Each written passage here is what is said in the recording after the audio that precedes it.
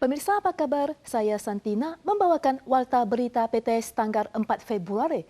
Cuaca di berbagai daerah terasa dingin pada pagi ini dan salju juga turun di Gunung Taipingsan dan Gunung Hehuanshan. Pengaruh masa udara dingin kali ini diperkirakan berlangsung hingga Kamis. Gelombang udara dingin kuat berikut akan hadir pada Jumat malam dan cuaca dingin akan berlangsung hingga Senin pagi pekan depan. Salju putih menutupi permukaan tanah, menciptakan pemandangan bak dunia dongeng yang memukau para wisatawan. Masa udara dingin tiba pada Selasa pagi membuat kawasan rekreasi Hutan Nasional Gunung Taipingsan tertutup lapisan es. Truk pembersih salju dan es segera dikerahkan untuk melakukan pembersihan. Salju lebat turun di Gunung Hehuanshan tadi malam membuat kap mobil seperti diselimuti gula bubut tebal. Hujan es juga turun di Jalan Provinsial 7A dan suhu terendah di dataran tercatat di Wuku, New Taipei dengan hanya 7,1 derajat. Gelombang udara dingin ini diperkirakan melemah pada hari Kamis, namun pada Jumat malam masa udara dingin kuat berikut diperkirakan hadir dan akan berlangsung hingga Senin pagi minggu depan. Artis Barbie Hsu meninggal dunia secara mendadak akibat komplikasi flu yang menyebabkan pneumonia saat berlibur ke Jepang. Hal ini memicu lonjakan jumlah warga Taiwan untuk vaksinasi. Dari total 200.000 dosis yang tersedia di seluruh Taiwan kemarin, kini hanya tersisa 160.000 dosis setelah penanaman 40.000 dosis vaksin dalam satu hari. Pusat Kesehatan Umum Kota Taitung dibanjiri warga yang mengantre untuk mendapatkan vaksinasi flu. Tanggal 4 pagi, Departemen Kesehatan setiap daerah dipenuhi kerumunan warga. Panggilan telepon juga tak kunjung henti. 知道有艺人因为这样，然后所以就过世，所以我想就尽快来施打。2周后要出国，所以来打流感疫苗。 Artis Taiwan Barbie Hsu mendadak meninggal di usia 48 tahun akibat pneumonia saat berwisata di Jepang selama liburan Imlek. Dokter mengatakan bahwa virus influenza berbeda dengan flu biasa. Bila mengalami demam berkelanjutan dan perubahan kesadaran, terutama kalangan yang memiliki imunitas rendah dan penyakit kronis, segera berobat. Jika tidak, dapat beresiko fatal setelah menderita komplikasi pneumonia. 流行性感冒本身是病毒感染，但后续常常会引发后继的细菌或霉菌引起的肺炎。 死亡率相当的高。 CDC juga mengadakan konferensi pers tanggal 3 untuk menjelaskan situasi epidemi global. Saat ini, jenis virus influenza utama di Asia, Eropa, dan Amerika adalah H1N1 varian A.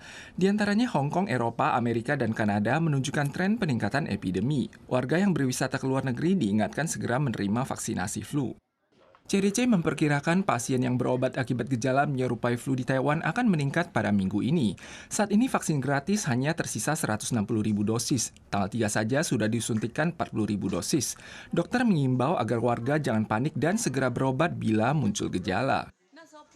Sebuah klinik di Kaohsiung diduga membuat catatan palsu seperti demam dan dermatitis ketika masyarakat datang untuk vaksinasi atau pengambilan darah untuk mengklaim biaya askes sekitar 12.000 dolar Taiwan. Sementara itu di Pingtung, seorang PMA Vietnam menggunakan sertifikat estetika medis sebagai pengganti lisensi dokter untuk melakukan praktik medis berharga murah secara ilegal.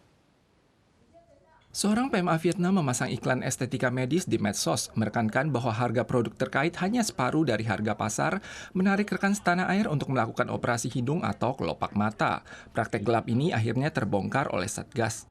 套房当作地下的医美诊所，执行注射皮下填充物剂、穿线隆鼻、割缝双眼皮等多项侵入性医疗行为，赚取不法暴利。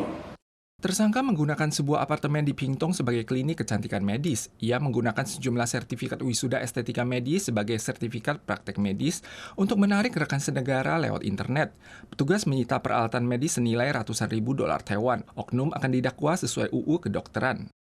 5 dokter yang bekerja di klinik di distrik Sanmin, Kaohsiung ini dicurigai meraup biaya askes sebesar 12.440 dolar dengan mendaftarkan 37 catatan medis palsu seperti demam atau dermatitis saat warga melakukan vaksinasi atau pengambilan darah. Pengadilan Kaohsiung belum lama lalu menjatuhkan vonis kepada 5 tersangka atas praktek meraup keuntungan dengan cara menipu. 分别量处拘役20日至120日不等刑期，并预支缓刑2年。 然需向公库分别支付1万至6万元不等之金额。 Hanya 1 dari 5 dokter yang terlibat kasus ini yang masih bekerja saat ini. Seorang apoteker klinik membela dokter dengan menyatakan bahwa ia bukan sengaja melakukan penipuan askes. Lembaga keuangan libur selama liburan Imlek sehingga menyimpan sejumlah besar uang tunai menjadi masalah besar. Di Taichung, ada sebuah kuil yang menitipkan uang sumbangan yang mencapai jutaan dolar Taiwan di ruang senjata kantor polisi. Selain itu, ada perusahaan keamanan yang mengajukan permohonan untuk tugas pengawalan uang tunai sebesar 2 miliar dolar Taiwan dan polisi membantu melakukan pengawalan penuh ke brankas bank. Polisi bersenjata lengkap melakukan pengawasan ketat terhadap lingkungan sekitar berhubung pada hari pertama kerja setelah liburan Imlek, sebuah perusahaan keamanan Taichung ingin mengangkut uang tunai yang dikumpulkan selama liburan sebesar 2 miliar dolar Taiwan ke bank. Barisan mobil akhirnya berhasil tiba di bank dan menyimpan kotak-kotak uang tersebut ke dalam brankas. Selain itu, sebuah kuil di Taichung menitipkan uang sumbangan sekitar 2 juta dolar Taiwan ke kantor polisi. Kantor polisi telah memberikan layanan serupa dalam beberapa tahun terakhir dengan membantu kuil menjaga keamanan uang tunai ketika bank cuti. Masyarakat seling merayakan Tahun Baru Imlek selama dan sesudah festival dengan menyalakan petasan dan kembang api. Namun dengan sedikit kelalaian saja bisa memicu kebakaran. Pada dini hari tanggal 4, ada warga yang menyalakan kembang api di sebuah lahan kosong di Taichung dan menyebabkan kebakaran pada semak-semak. Sementara itu, sebuah tempat daur ulang di Taoyuan juga terbakar akibat warga yang menyalakan petasan. Api terus berkobar di tempat daur ulang di distrik Lucu, kota Taoyuan.